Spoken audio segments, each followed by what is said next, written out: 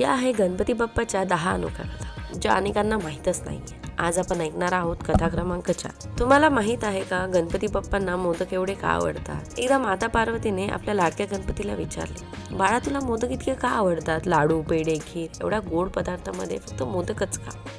गणपती हसला आणि म्हणाला, आई मोदक खूप खास आहे. तो बाहेरून साधा दिसतो पण आत गोडसर खजिना असतो. ज्ञानही असंच आहे.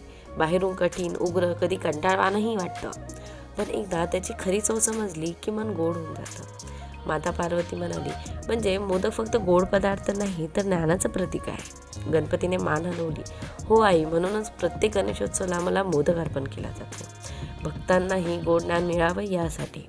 म्हणूनच खरी गोडी मोदकात नाही तर ज्ञानात आहे आणि तोच गणपतीचा खरा संदेश आहे. जर तुम्हाला तुमच्या आयुष्यात चांगलं घडावं असं वाटत असेल तर खाली कमेंटमध्ये लिहा गणपती बाप्पा मोरया आणि पार्ट 5 चुकू नका म्हणून लगेच सबस्क्राईब करा.